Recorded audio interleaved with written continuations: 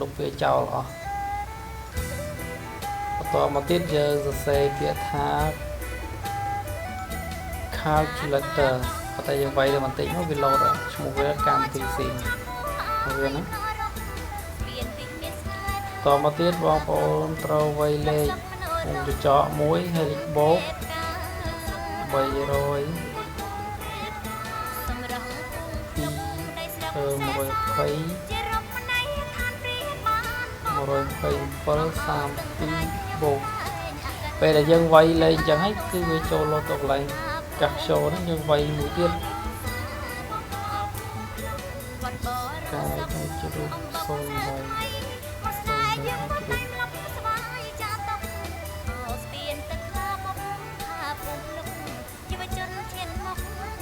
rồi nhưng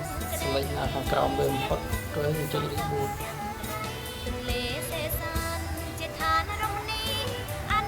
chơi đi buồn đi chăm hết sẵnต่อมาទៀតជួយត្រូវបើកនៅកម្មវិធី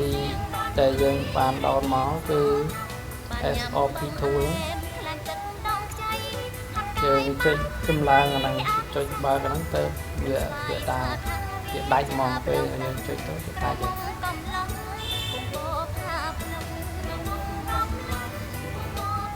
ហើយយើងដោតដោយយើងដងទៅសិនដោយវាអត់ស្និទ្ធ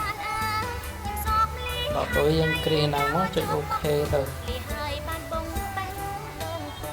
តាមទៀតយើងចុចបើកនៅកម្មវិធីដែលយើងបានដោនឡូតមកហ្នឹងពេលដែលយើងចុចហើយឡើងហើយគឺវាដាច់អស់ហើយគាត់គឺវាដើរជាការស្រេចពេលដែលយើងចុចអញ្ចឹងហើយយើងចុច restart ព្រោះកម្មវិធីនេះខ្ញុំតម្លើងគឺតម្លើងវាយូរហើយអញ្ចឹងវាតម្លើងវាច្រើនពេកកាលមុនវាអត់ឡូតងាយអញ្ចឹងប៉ុន្តែវាអីពេលយើងចុចopen អាកម្មវិធីដែលយើងតម្លើងមិញហ្នឹង AOP ហ្នឹងតោះមកយើងចុច restart ម៉ាស៊ីន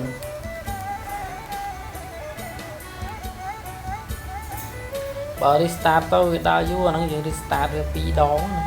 restart វា2 ដងតែ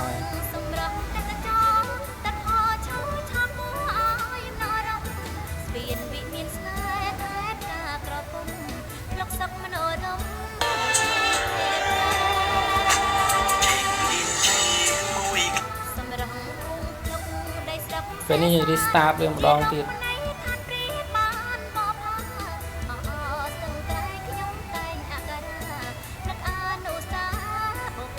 យើង restart វាម្ដងវាដើរយឺតពេកអញ្ចឹងយើង restart ម្ដងទៀតដើម្បីវាដើរវាលឿនតិច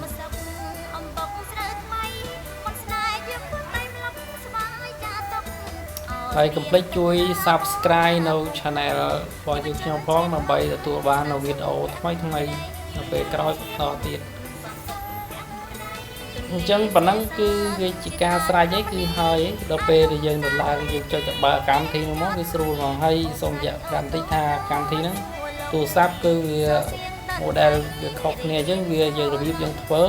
គឺវាស្រដៀងគ្នាទេប៉ុន្តែយើងធ្វើសំខាន់ឲ្យបានចូលទៅក្នុង Google account ហើយយើងចុចបើកនៅកម្មវិធីមិញហ្នឹងចុចបើកទៅគឺវានឹងដាច់នៅ Google account ហ្នឹងតែម្ដង